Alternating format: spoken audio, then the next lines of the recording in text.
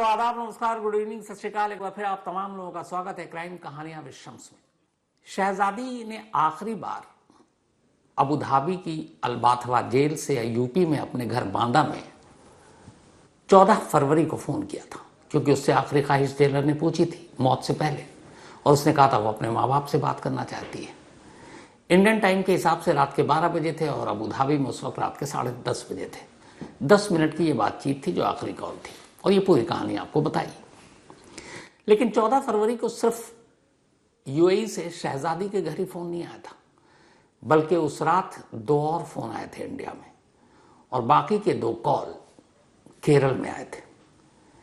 केरल में एक कन्नूर में आया था और दूसरा कासरगोड एरिया में,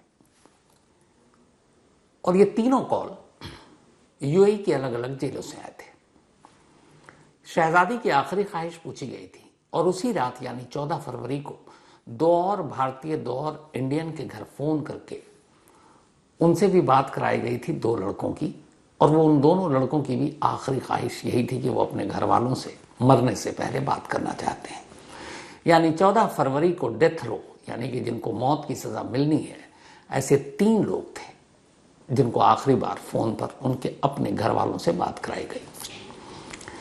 शहजादी के अलावा जो 2 और लोग थे, उनमें एक का नाम है मोहम्मद रिनाश। मोहम्मद रिनाश पर एक यूएई के ही नेशनल, यानी कि यूएई के ही एक नागरिक के कत्ल का इल्जाम था। जो दूसरा शख्स है उसका नाम है मुरलीधरन पीवी। मुरलीधरन भी केरल का, और मुरलीधरन पर यूएई में ही एक और इंडियन के कत्ल का इल्जाम था। इन दोनों के ऊपर कत्ल के इल्जाम 2009 के आसपास लगे थे, और 2009 से ही लगभग ये जेल में बंद थे, और अल आइन जेल है कि यूएई में, वहां बंद थे।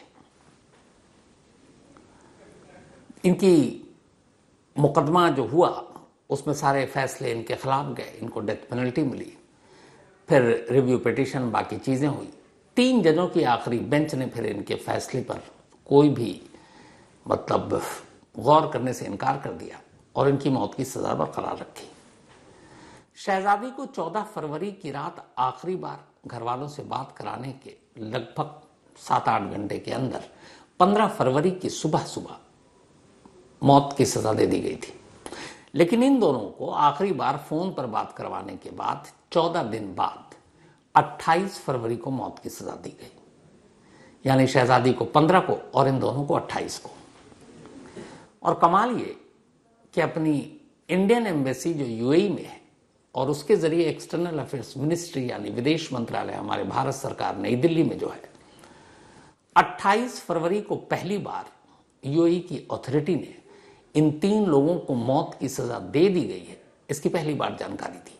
यानी 28 फरवरी को एक जानकारी नहीं थी सिर्फ शहजादी की, बल्कि 2 और लोगों की मौत की जानकारी दी गई थी, और ये बाकी 2 थे मोहम्मद रिनाश और इसके अलावा मुरलीधर। आपको याद होगा कि दिल्ली हाईकोर्ट में शहजादी के पिता ने एक रिट दाखिल की थी कि वो ये जानना चाहते हैं कि शहजादी की फांसी यानी मौत की सजा हुई कि नहीं हुई। कोई बताने को तैयार नहीं है, न यूएई की एम्बेसी न भारत सरकार।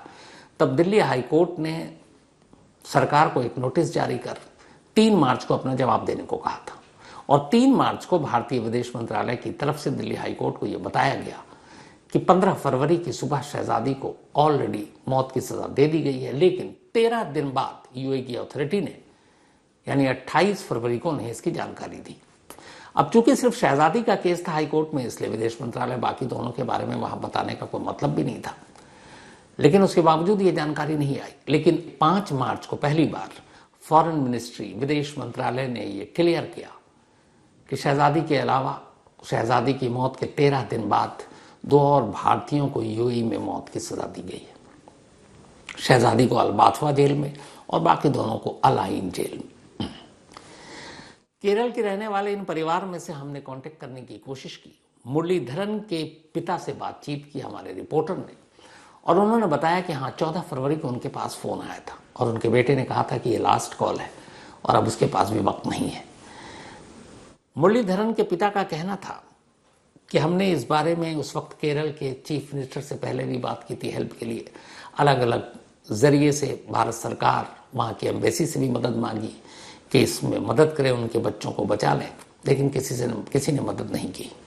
उन्होंने ये भी कहा कि अब वो उसके अंतिम संस्कार, लास्ट राइट्स में हिस्सा लेने के लिए यूएई नहीं जाएंगे। जहां तक मोहम्मद रिनाश की बात है, मोहम्मद रिनाश की फैमिली का कोई भी मेंबर इस वक्त केरल में नहीं है। ये सभी अब विदेश में शिफ्ट हो चुके हैं, तो उनसे किसी से कांटेक्ट नहीं हो पाया। ये कन्नूर का रहने वाला था रिनाश, लेकिन इसकी भी मौत की जो खबर है उस पर कंफर्मेशन विदेश मंत्रालय ने दे दी। अब 3 मौत विदेश मंत्रालय को या हमारी एम्बेसी को इतनी लेट जानकारी, और क्या हमारी एम्बेसी ने इन तीनों की मौत को माफ़ी में बदलने या सज़ा कम करने की वाकई कोशिश की? क्या हमारी एम्बेसी के थ्रू, वहाँ के वकीलों के थ्रू, वहाँ की सरकार से सचमुच इनके लिए मर्सी या बाकी कानूनी मदद पहुँचाने की कोशिश की गई थी? इसकी भी जानकारी आ रही है, ये आपको आगे दूंगा। लेकिन पहले एक और नया खुलासा, ये जानकारी आज ही आई, और जानकारी ये है जो मैंने आपको पहले बताया था कि शहजादी को 15 फरवरी की सुबह फांसी दी गई थी। फांसी नहीं दी गई थी। शहजादी की मौत फांसी से नहीं हुई, शहजादी को गोली मारी गई थी फायरिंग स्क्वाड ने। असल में यूएई में 2 तरह से मौत की सजा 2020 के बाद देनी शुरू की गई थी, पैरेलल, एक या तो फांसी या फिर फायरिंग स्क्वाड से गोली मारना। लेकिन अब उन्होंने खुद फांसी देने पर रोक लगा दी।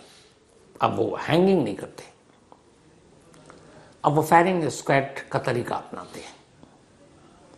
और इन तीनों को, मोहम्मद रिनाश, मुरलीधरन और शहजादी, इन तीनों को इसी फायरिंग स्क्वाड के जरिए ही सजाए मौत दी गई। कैसे दी गई, इसके बारे में भी हमने यूएई, अबू धाबी, वहाँ के जितने लोग हैं, अलग अलग सोर्सेज हैं, उनसे कांटेक्ट किया, और जो जानकारी सामने आई वो कुछ यूं है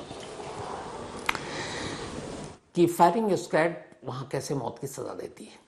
शहजादी को ही केस था, तो शहजादी के बारे में ही पूछा, तो जो जानकारी आई वो ये थी कि शहजादी की मौत के लिए सुबह 5:30 बजे का वक्त तय किया गया था। तारीख 15 फरवरी थी। शहजादी को एक खास किस्म का कपड़ा पहनाया गया, और उस कपड़े की एक खासियत ये थी कि उसके, जैसे शर्ट में हमारे पॉकेट होता है जेब, दिल के पास वहां एक अलग से कपड़े का एक टुकड़ा वो लगा देते हैं। कपड़े का वो टुकड़ा इस हार्ट के करीब, एक पॉकेट तरह से आप समझ लीजिए, जेब जैसे कमीज में होती है, तो ठीक दिल के पास वो कपड़े का एक टुकड़ा होता है। बाकी कपड़े का कलर अलग होगा, बाकी चीजें अलग होंगी, लेकिन वो टुकड़ा अलग कलर का होगा। क्यों? क्योंकि वो टुकड़ा इस बात की निशानदेही करेगा कि ठीक इसके पीछे दिल, और गोली दिल में मारनी होती है। तो शहजादी को एक खास किस्म का कपड़ा पहना कर लाया गया। उस कपड़े के ऊपर उसके ठीक दिल के पास एक अलग कपड़े का टुकड़ा चिपकाया गया, चेहरे को ढका गया, दोनों हाथ पीछे की तरफ बंद। अब जब उस जगह पर जहां पे गोली मारनी है वहां पर शहजादी को लाया गया, तो उसके बाद एक पोल होता है, उस पोल के पास एक तरह से बांध कर खड़ा कर देते हैं। बांध कर इसलिए खड़ा करते हैं ताकि आप इस पोजीशन में खड़े हों कि आपका दिल सामने से क्लियर दिखाई दे सके। अब शहजादी खड़ी है, खास किस्म का कपड़ा है, चेहरा ढका हुआ है, हाथ दोनों पीछे बंधे हुए हैं, और उस दिल के ऊपर एक अलग से कपड़े का टुकड़ा है। फायरिंग स्क्वाड में 5 लोग होते हैं। 5 लोग अब सामने खड़े हैं एक खास दूरी पर जो उनको दी गई है। अब उन्हें गोली मारनी है और एक साथ गोली चलानी है, ट्रिगर एक साथ दबाना है। लेकिन जो जानकारी है वो बड़ी अजीब है। वो ये है कि जब 5 जो भी हथियार हैं, राइफल या पिस्टल, जो भी जिससे गोली मारी जानी है, उसमें बुलेट या गोली, वो 5 जो लोग जिनको चुना गया है गोली मारने के लिए, इस एग्जीक्यूशन को कंप्लीट करने के लिए, एग्जीक्यूट करने के लिए, उनको उसमें बुलेट या गोली भरने नहीं दिया जाता। वो एक जगह पे रखा हुआ है, 5, बस उन 5 को आना है और उसे उठाना है और एक खास दूरी पर खड़े हो जाना है। उसके बाद सिग्नल मिलता है, उन्हें निशाना लेना है और एक साथ ट्रिगर दबाना है। ये नहीं कि एक पहले दूसरा बाद में। और खास हिदायत ये होती है कि गोली सिर्फ और सिर्फ दिल पर ही लगनी चाहिए। प्रैक्टिस होती है, निशानची है, उन्हें भी पता है। लेकिन इसमें एक अजीब चीज ये होती है कि जो 5 हथियार उनको उठाकर दिया जाता है या जो उठाते हैं वो पहले से एक तरह से उनको पता है कि ये लोडेड है, लेकिन वो 5 लोडेड नहीं होता। उनमें से कुछ में मैगजीन होता ही नहीं है, मतलब गोली होती ही नहीं, खाली है, सिर्फ खोखा है, शेल है। फायर होगा तो लगेगा कि हाँ ये इसमें से भी बुलेट चली है, लेकिन बुलेट ही नहीं है। अब चलाना एक साथ, तो ये भी किसी को पता नहीं कि किसकी गोली निकल रही है और किसकी गोली नहीं है। और इसके बाद एक साथ इशारा होता, गोली चलती है और फिर एग्जीक्यूशन कंप्लीट। तो अब सवाल यह है कि 5 को एक साथ पिस्टल क्यों नहीं दी जाती कि जिसमें गोली हो? तो हथियार तो सबके पास है, पर बुलेट किसमें है ये उन 5 में से भी किसी को पता नहीं, जो उस फायरिंग स्क्वाड का हिस्सा होते हैं। ऐसा इसलिए किया जाता है ताकि उन 5 में से किसी को यह पता ना चले कि किसके बुलेट से सामने वाले की मौत हुई है।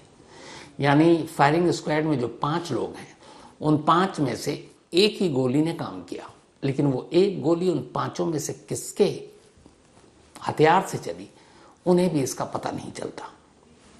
ये इसलिए ही किया जाता है ताकि उन्हें कल को कोई गिल्टी, कोई अफसोस या ये कि मेरे हाथ से ये सजा पूरी कराई गई, इस बात का गिल्ट ना रहे। तो इसीलिए कुछ हथियार खाली रखे जाते हैं और गोली चलाने वाले फायरिंग स्क्वाड में से किसी को पता नहीं चलता आखिर तक कि किस गोली ने शहजादी की जान ली। उसके बाद ये कंप्लीट होता है। सेम यही तरीका मोहम्मद रिनाश और मुरलीधरन जो लाइन जेल में बंद थे, शहजादी की मौत के ठीक 13 दिन बाद 28 फरवरी की सुबह उनको भी फायरिंग स्क्वाड के सामने खड़ा किया गया, अलग अलग। और फायरिंग स्क्वाड में 5-5 लोग थे और उन्होंने भी सेम वैसे ही गोली चलाई। इनके भी खास कपड़े, जैसे हमारे देश में होता है, फांसी जब दी जाती है तो जो जेल की वर्दी होती है वो पहनाई जाती है, तो इनको भी उसी तरह से जब डेथ रो पे होते हैं तो खास किस्म का कपड़ा पहनाया जाता है। और मुरलीधरन और रिनाश, इन दोनों के भी ठीक दिल के ऊपर कपड़े का एक अलग टुकड़ा जो नुमाया होता है, खास तौर पर अलग से दिखता है, और उसी टुकड़े पर गोली मारनी है क्योंकि उसके ठीक पीछे आपका हार्ट है, दिल है। तो इन दोनों को भी फायरिंग स्क्वाड ने इसी तरह से मौत दी। मौत के बाद इन दोनों से भी कहा गया शहजादी की तरह कि हम आपकी लाश को रखे हुए हैं, फैमिली आए चाहे तो आकर लास्ट राइट्स में हिस्सा ले सकती है। मुरलीधरन के फैमिली ने तो मना कर दिया। शहजादी के घर वालों ने, उनके वालिद शब्बीर खान ने कहा था, उन्होंने तो ये भी कहा कि इस्लाम में ज़्यादा दिनों तक लाश नहीं रखते, उससे मतलब अच्छा नहीं माना जाता। तो 20 दिन तक लाश रखने का मतलब क्या था? 15 फरवरी को शहजादी को सजाए मौत दी गई थी और 5 मार्च तक कहा गया था कि लाश है, चाहे तो घर वाले लास्ट राइट्स में उसके जनाजे में शामिल हो सकते हैं। हालांकि फैमिली की तरफ से कोई गया नहीं। वो भी जिस दिन सजाए मौत दी गई रिनाश और मुरलीधरन को, वो भी संडे था। तो अब स्टोनिंग यानी कि संसार वहाँ बंद हो गया है। और 2020 के बाद अब यूएई में ये रूल है कि जिसको भी सजाए मौत दी जाएगी उसको फायरिंग स्क्वाड के जरिए दी जाएगी। दुनिया में बहुत सारे ऐसे देश हैं जहाँ यही तरीका अपनाया जाता है। अब ये तो हुई कि उस मतलब 3 भारतीयों को 13 दिनों के अंदर यूएई में सजाए मौत दे दी गई। 15 फरवरी को शहजादी को, 28 फरवरी को मुरलीधरन और रिनाश को। कुछ वक्त पहले पार्लियामेंट में एक सवाल पूछा गया था, वो ये कि ऐसे कितने इंडियन हैं जो बाहर में हैं और डेथ रो पे हैं, यानी जिन्हें मौत की सजा मिली हुई है। तो पार्लियामेंट में बाकायदा रिकॉर्ड पर इसका जवाब दिया गया था कि कुल मिलाकर 58 ऐसे लोग हैं पूरी दुनिया में जो इंडियन हैं, जिनको अलग अलग जुर्म में सजाए मौत दी जा चुकी है अलग अलग देशों में। इन 58 लोगों में से सिर्फ 26 अकेले, मतलब लगभग आधे, यूएई और सऊदी अरब में, मतलब 58 पूरी दुनिया में है जहां भारतीय इस वक्त जेल में और डेथ रो पर है, मौत के इंतजार में है। लेकिन उसमें से 26 ऐसे हैं जो यूएई में हैं और सऊदी अरब में है। हालांकि बहुत सारे ऐसे हमारे जो ह्यूमन राइट एक्टिविस्ट हैं या लॉयर हैं जो काम करते हैं गल्फ पे, सऊदी अरब, उनका कहना है कि ये फिगर गलत है। बल्कि ऐसे लोगों की तादाद जो पूरी दुनिया में और उस इंक्लूडिंग यूएई और सऊदी अरब में जो डेथ रो पर हैं, जिन्हें सजाए मौत मिली, उनका आंकड़ा 300 के पार है। सरकार 58 कह रही है लेकिन उनके हिसाब से 300 के पार है। अब यहाँ 1-2 दिन पहले शहजादी के फादर ने प्रेस कॉन्फ्रेंस की और उनके वकील के जरिए कुछ बड़े सीरियस पॉइंट्स उठाए गए और उन्होंने जवाब मांगा है और ये बड़ा इंपॉर्टेंट बन जाता है। अब उनके सवाल क्या है? आपको याद होगा कि जब शहजादी की फांसी हुई उसके बाद कोर्ट में विदेश मंत्रालय की तरफ से दिल्ली हाई कोर्ट में यह कहा गया था, जो स्टेटमेंट दिया गया, उन्होंने कहा कि हमने शहजादी को बचाने के लिए यूएई में भारतीय एम्बेसी के जरिए काफी कोशिश की। उनके हिसाब से एम्बेसी का जो काउंसलर था, वहां का ऑफिशियल एक, वो 3 बार 29 अप्रैल 2024, 5 जून 2024 और 4 अक्टूबर 2024 को बाकायदा जेल गया था शहजादी से मिलने के लिए। उन्होंने ये डेट दी। उन्होंने कहा कि 2 सितंबर 2024 को बाकायदा मर्सी पिटीशन भी दाखिल की थी एम्बेसी ने शहजादी के लिए। उन्होंने ये भी कहा कि 6 नवंबर 2024 को यूएई का नेशनल डे होता, उस नेशनल डे पर भी शहजादी को माफी देने के लिए उन्होंने वहां अर्जी लगाई थी, लेकिन ये सारी अर्जी खारिज हो गई और 28 फरवरी को यूएई ने बताया सरकार ने कि उसे एग्जीक्यूट कर दिया गया। अब जब ये भारत सरकार की सारी चीजें आई तब शहजादी के घर वालों ने ये मांग की है और ये भी कहा था विदेश मंत्रालय ने दिल्ली हाई कोर्ट में अपने जो रिपोर्ट सबमिट की कि हमने वहां बाकायदा एक लॉ फर्म के लोगों को भी हायर किया था कानूनी मदद पहुंचाने के लिए। तो इनकी बड़ी सिंपल सी डिमांड है शहजादी की फैमिली की। डिमांड ये है कि क्या वाकई भारतीय एम्बेसी ने यूएई में शहजादी को कानूनी मदद पहुंचाने की कोशिश की थी? क्या वाकई शहजादी की मर्सी पिटीशन दाखिल की गई थी? क्या वाकई यूएई के नेशनल डे पर शहजादी को माफी देने की गुजारिश की गई थी? और क्या वाकई वहां के लॉ फर्म को कांटेक्ट किया गया था? अगर हाँ और मर्सी पिटीशन दाखिल की तो जाहिर सी बात है मर्सी पिटीशन खारिज हुई, तभी शहजादी को सजाए मौत मिली। तो जो खारिज हुई तो वो मर्सी पिटीशन जब खारिज होगी तो यूएई की सरकार खारिज करेगी। तो यूएई की सरकार उस एम्बेसी, जो भारतीय एम्बेसी ने अगर मर्सी पिटीशन लगाई थी, भेजी थी, तो अगर वो रिजेक्ट हो गई तो उस रिजेक्शन का कोई प्रूफ, कोई लेटर तो होगा कि हाँ जी हमने ये मदद मांगी, उन्होंने रिजेक्ट कर दिया। इनका कहना है कि अगर ऐसा है तो मर्सी पिटीशन रिजेक्शन का लेटर तो कम से कम उनकी फैमिली को मिलना चाहिए, सामने आना चाहिए। उनका यह भी सवाल है कि क्या यूएस एम्बेसी के जो ऑफिशियल है वो 3 बार जो सरकार ने कहा कि गए थे जेल में मिलने के लिए, तो वो सिर्फ मिलने के लिए गए या फिर कुछ मदद की थी?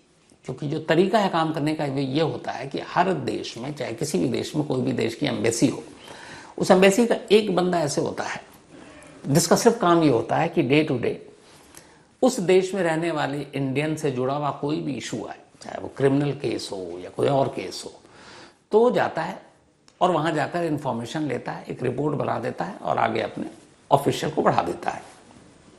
बस इतना। तो इन्होंने सवाल उठाया कि जो सरकार ने कहा कि हम 3 बार हमारा ऑफिशियल जेल में शहजादी से मिलने गया, तो उन्होंने कहा कि क्या इन 3 बार मिलने पर जाकर उन्होंने शहजादी से कुछ डॉक्यूमेंट साइन कराया कि हम आपकी मदद करेंगे, या कोई ऐसे पेपर है जो प्रूफ हो, या सिर्फ ये कि वो गया और मिलकर चला आया? ये सवाल इसलिए उठता है क्योंकि अमूमन ऐसा होता है कि जो ये एक बंदा हर एम्बेसी के साथ अटैच होता है, जैसे आप मान लीजिए कि दिल्ली पुलिस है। अब दिल्ली पुलिस में कुछ लोगों की जिम्मेदारी सिर्फ इतनी होती है, लॉ एंड ऑर्डर नहीं देखते हैं। डेली किस केस में किस कोर्ट में पेशी है, तो उनका काम है उस कोर्ट में जाना, हाजिरी लगाना। जज से आप पूछेंगे एफआईआर नंबर फलाना, केस ये वो, कौन जी, मैं फलाने थाने से, मैं फलाने, और वो अपना रिपोर्ट बनाते हैं, आकर अपने बॉस को दे देते हैं कि आज पेशी थी, मैं गया, मैं हाजिर हो गया। तो क्या एम्बेसी के इस ऑफिशियल ने भी यही काम किया कि बस वो गया और उसने कहा जी वो शहजादी है, उसके ऊपर एक माइनर के मर्डर का इल्ज़ाम है और कोर्ट ने सारे उसकी अर्जी खारिज कर रखी है, डेथ रो पर है और उसको शायद डेथ पेनल्टी मिलने वाली है, तारीख तय हो गई तो तारीख बता देगा, नहीं हुई तो बता देगा कि अभी तारीख आई नहीं।